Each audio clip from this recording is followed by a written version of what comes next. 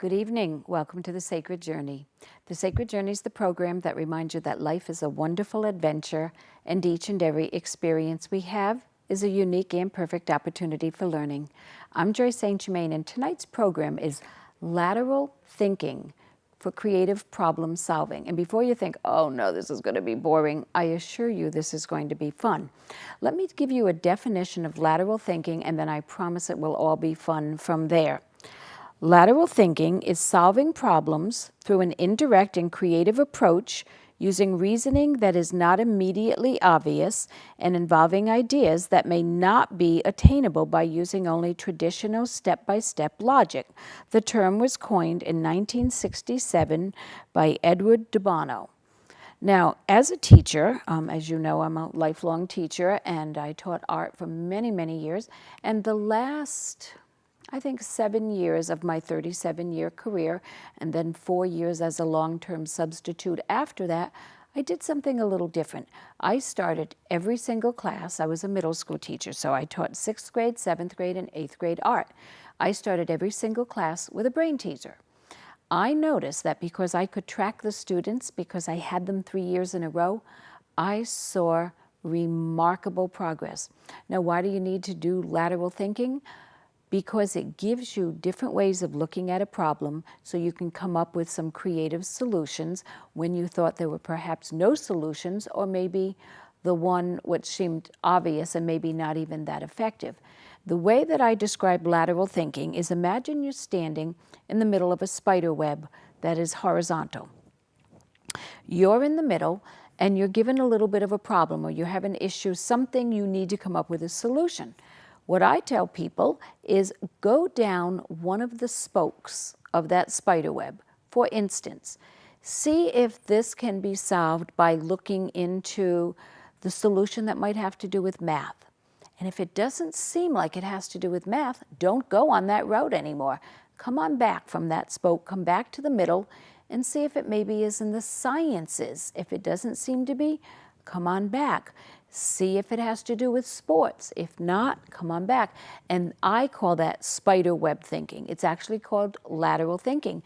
And in doing my research today to find out a little bit more about some different things I could bring up for you, I noticed that Target now gives lateral thinking as a question for their interviewees, because they want to make sure you can do creative problem solving.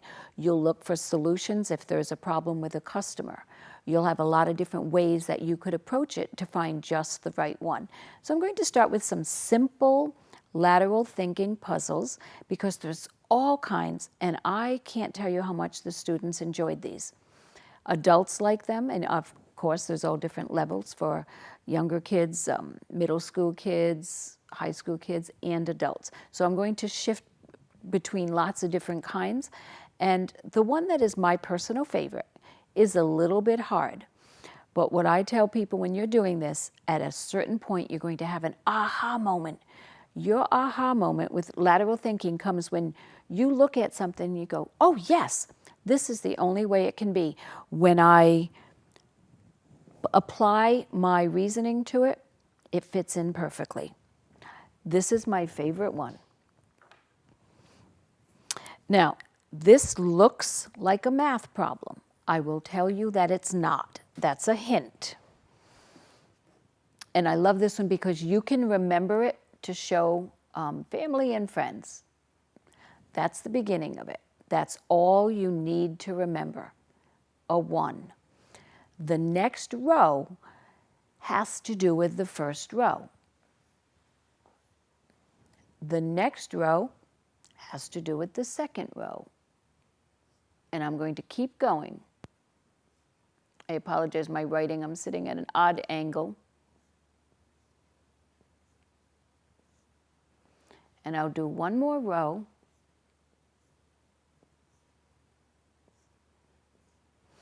And I'm going to leave it there. It's not math, but what you have to do to solve this puzzle is figure out, how did I get this line from that? How did I get this line from that? And this from that? How did each one happen? It's not the obvious, so don't go down the route of math. because it isn't math. So come back from what I call that spoke on that spider web. I'm going to come back to this in a little while, but I want to do something else. That's another kind of creative problem solving. If we go over to here, these are called frame games.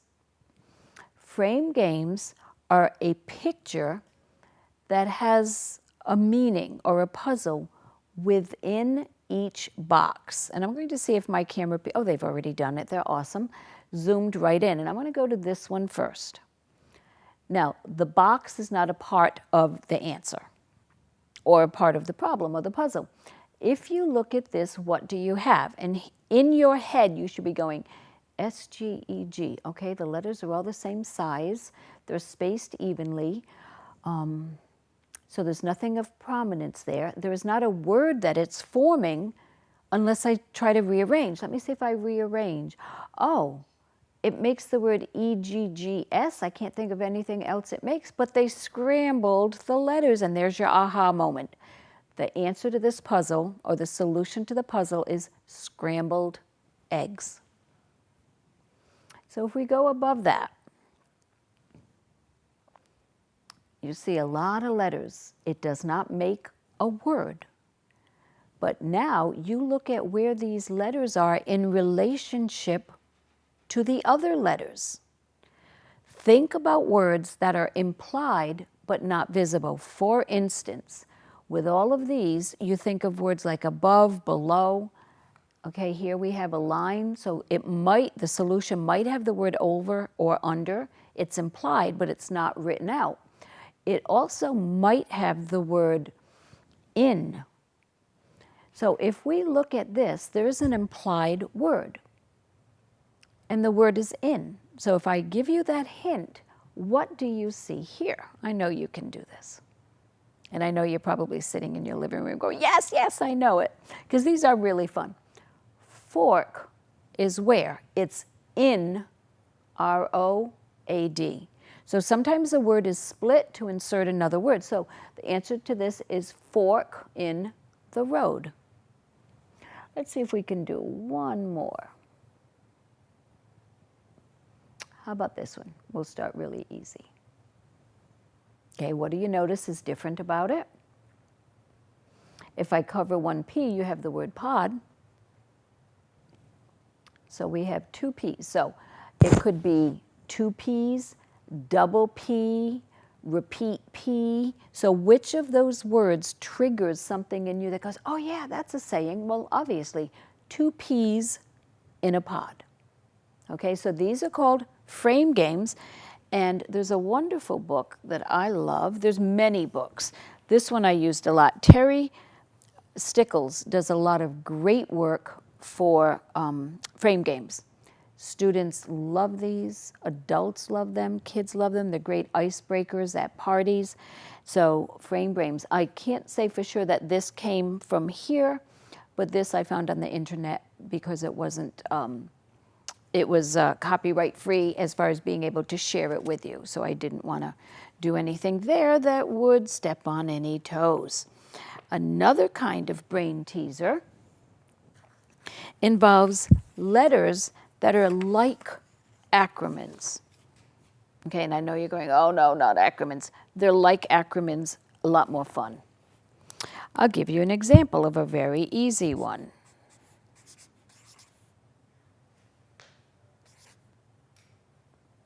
Oh, I goofed up already. It was so easy, I gave you the answer in it. Okay, sorry about that.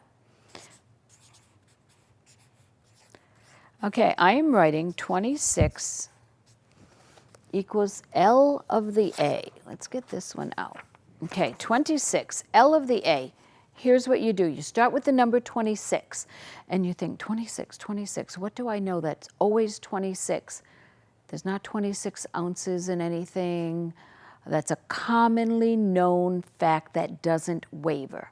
26, 26, L of the A. We have to figure out the L and the A. Obviously, people, I know you have this one, so you're screaming at your TV, I got it, I got it. 26 equals letters of the alphabet. Okay, how about if I get a little more difficult? 12 equals S of the Z. Now, when you see something like this, instead of going to the 12, because there's so many things that 12 could be, go to the Z. The reason for that, Z is an unusual letter. There aren't a lot of things that start with Z. So start playing around with Z. Zebra, 12 stripes on a zebra? No, zebras don't have 12 stripes. It has to be something that is always true and does not change. Z, zipper, zigzag, zoo, zodiac. Oh, 12 signs of the zodiac. So this one I did a little differently because 12 is common, so I went to the uncommon part of this, the 12. The Z. Here, L and A are common letters, so I went to the unusual number. Ready for another?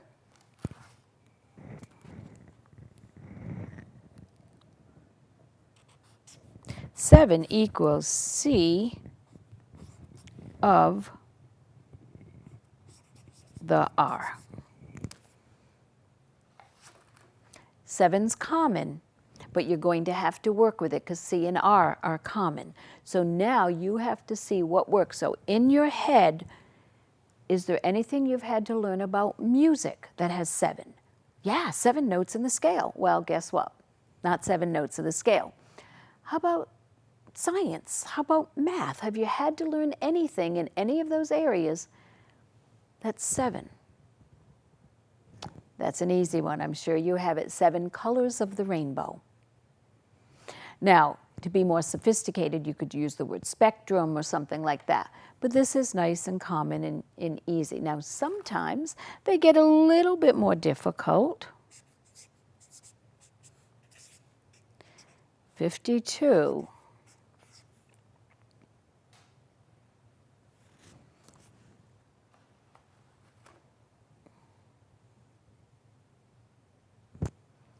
Now, for this one, to make it a little bit harder, I bring it up to 64 and I write C in a D, but in parentheses, I write with J's. So that will make it easier because I'm telling you that these two are related. And if I had to give a hint, I'd say don't bother with science or math. Go into fun and games. Okay, I know you have this one, cards in a deck. So what would the 54 be? Cards in a deck with jokers. Okay, one more, and then we're going to go on to something else. 90, D in a RA. So 90, pretty easy. There aren't too many things we recognize by 90. This is obviously a math one. And I hope you did well enough in math to know that that's degrees in a right angle. Okay, let's go back to my fun little one here. And I'm going to add another line for you. So I'm going to come here.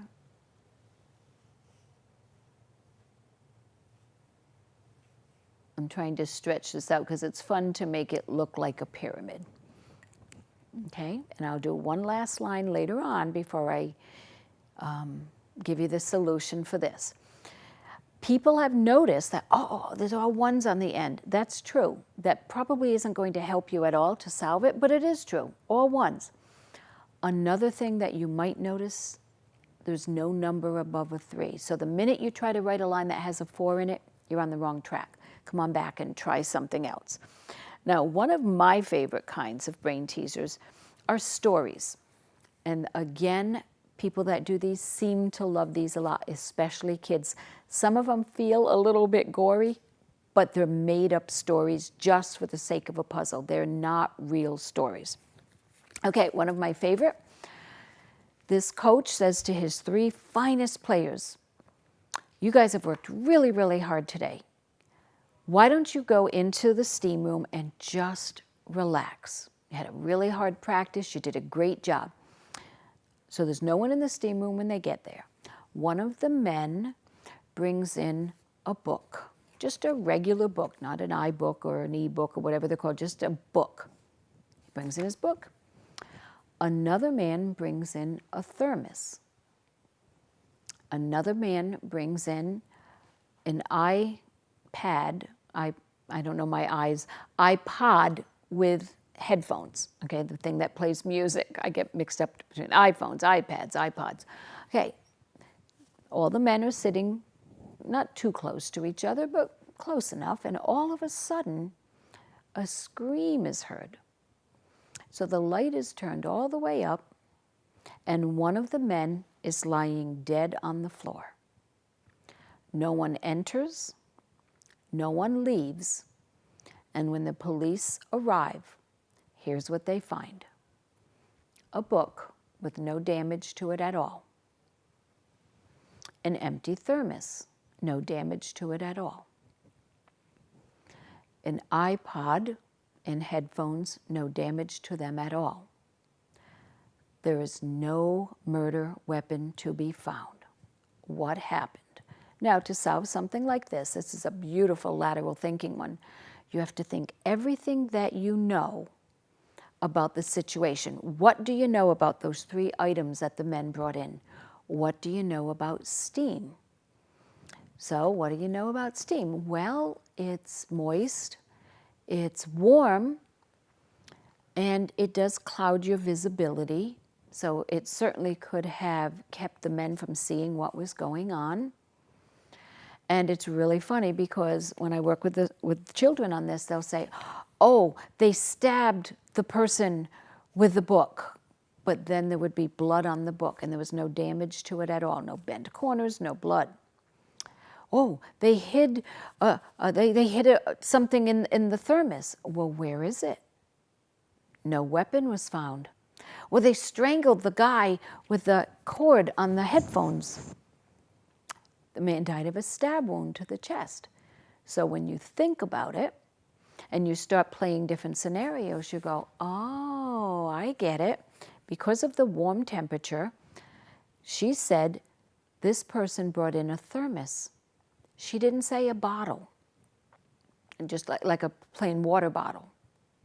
A thermos. So what does a thermos do? It keeps hot things hot and cold things cold.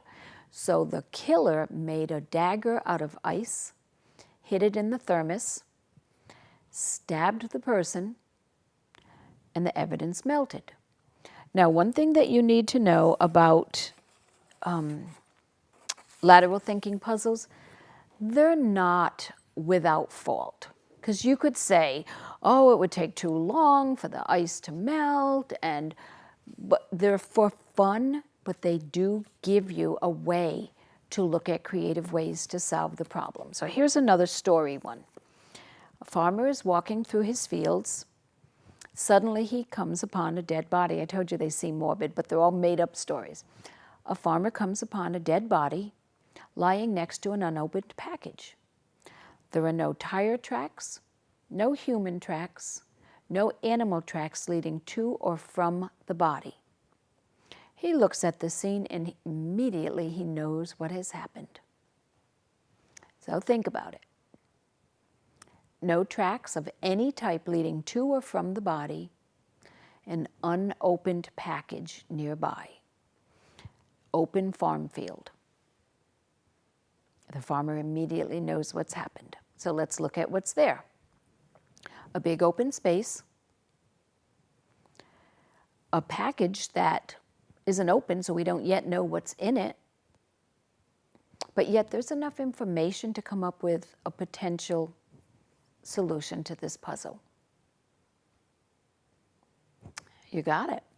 The man was skydiving and was going to land in this open field.